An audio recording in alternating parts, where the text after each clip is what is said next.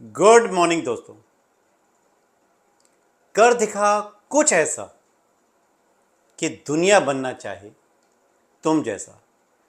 वाह, क्या खूब कहा है किसी ने। जिंदगी है, अगर भटकेगी नहीं तो निखरेगी कैसे, उलझेगी नहीं तो सुलझेगी कैसे। निखरने के लिए थोड़ा भटकना जरूरी है। दोस्तों, ये ब्यूटीफुल एंड मीनिंगफुल लाइंस हमारे आज से टॉपिक से कनेक्ट करती है।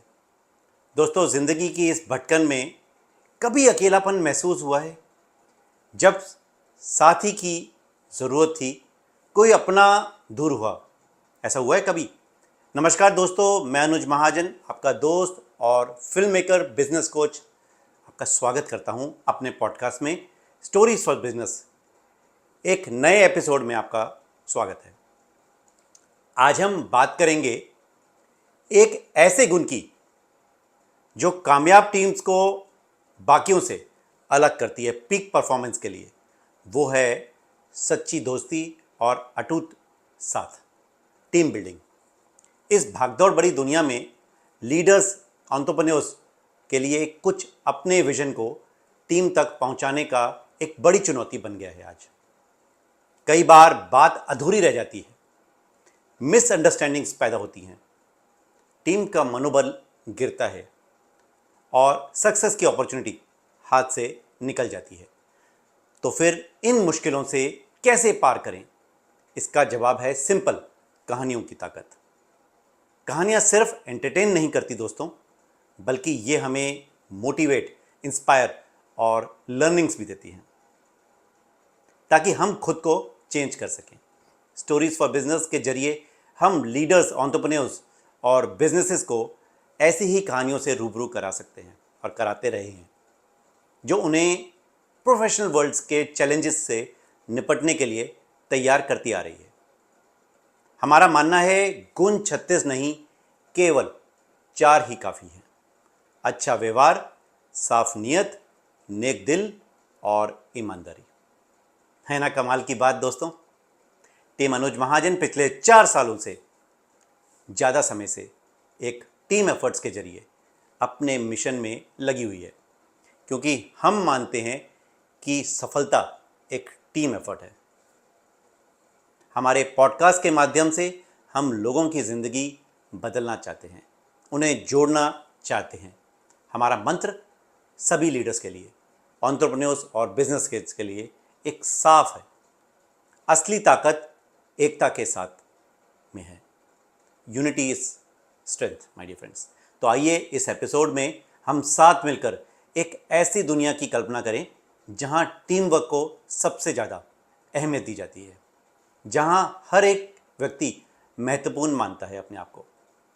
इस एपिसोड को सुनने के बाद आप एक कामयाब टीम का राज से वाकिफ होंगे और अपने बिजनेस को नई ऊंचाइयों तक ले जाने के लिए तैयार होंगे। तो देर किस बात की दोस्तों, इस हफ्ते की रिलेटेबल कहानी को सुनते हैं। हाँ, एक शर्त है, कहानी सुनने के बाद आपको इस पॉडकास्ट को लाइक, कमेंट और शेयर भी करना है। तो आज की कहानी, सच्चा मित्र। कहानी से आप रिलेट कर पाएंगे। सच्चा मित्र वही है जो मुसीबत में साथ दे। अब कोई देर ना करते हुए कहानी शुरू करता हूँ। एक गांव में 2 गहरे दोस्त रहते थे, राजू और विनोद। दोनों बचपन से साथ खेलते और बड़े हुए थे। एक दिन वो गांव के पास वाले जंगल में सैर करने निकल गए और हंसते खेलते जंगल के गहरे बाग में, जंगल के बीच में पहुंच गए। अचानक उन्हें एक बड़ा भालू नजर आया। भालू को देखकर राजू बिना विचार किए, बिना सोचे समझे पेड़ के ऊपर चढ़ गया और विनोद को नीचे छोड़ दिया। विनोद पेड़ पर चढ़ना नहीं जानता था, पर वो समझदार था। उसने समझदारी दिखाते हुए जमीन पर लेट गया और अपनी सांस को रोक लिया और ऐसा लगा जैसे मरा हुआ हो और नाटक करने लगा। भालू धीरे धीरे उसके पास आया और उसके कान के पास नाक लगाकर सूंघने लगा। विनोद एकदम शांत रहा, सांस रुकी हुई थी और ऐसा लग रहा था भालू को जैसे वो मर चुका हो। भालू उसे देखकर वापस चला गया। जब भालू चला गया तो राजू पेड़ से उतरा और विनोद से पूछा, भालू ने तुम्हारे कान में क्या कहा? विनोद ने उठा और जवाब दिया, उसने मुझसे कहा कि सच्चा मित्र हमेशा साथ देता है।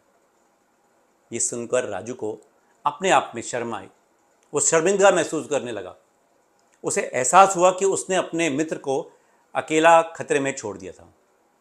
इस घटना ने राजू को एक महत्वपूर्ण लाइफ लेसन दिया। उसने विनोद से माफ़ी मांगी और वादा किया कि फ्यूचर में कभी उसे अकेला नहीं छोड़ेगा। विनोद ने उसे माफ़ कर दिया और उन दोनों की मित्रता पहले से भी ज़्यादा मजबूत हो गई। तो दोस्तों, ये थी आज की कहानी, सच्चा मित्र। इस कहानी से हमें यह सीख मिलती है कि सच्चा दोस्त वही होता है जो मुसीबत में साथ दे। A friend indeed is a friend indeed. जिंदगी में ऐसे दोस्त बहुत जरूरी होते हैं जो हमें सहारा दें और हमारी तरक्की में मदद करें। I am thankful and grateful to them. दोस्तों को सलाम। हमें भी ऐसे ही बनना चाहिए और अपने दोस्तों को साथ निभाना चाहिए। याद रखें, एक साथ आना एक शुरुआत है, एक साथ रहना प्रगति है और एक साथ काम करना सफलता है। वक्त है आपसे विदा लेने का, पर चलते चलते अपने कोचिंग अनुभव से खास आपके लिए कुछ टिप्स। देर के आगे जीत है। जैसा विनोद ने भालू को डटकर सामना किया, वैसा ही हमें मुश्किलों से घबराना नहीं चाहिए, अपने डर पर काबू पाना चाहिए और आगे बढ़ सकते हैं हम तभी। नंबर 2, पॉजिटिव सोच रखें।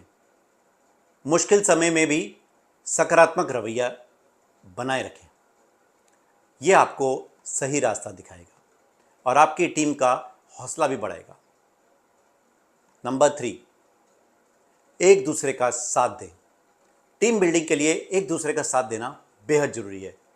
जब हम साथ मिलकर काम करते हैं तो कोई भी बड़ी चुनौती पार कर सकते हैं और बड़ी नहीं लगती चुनौतियाँ।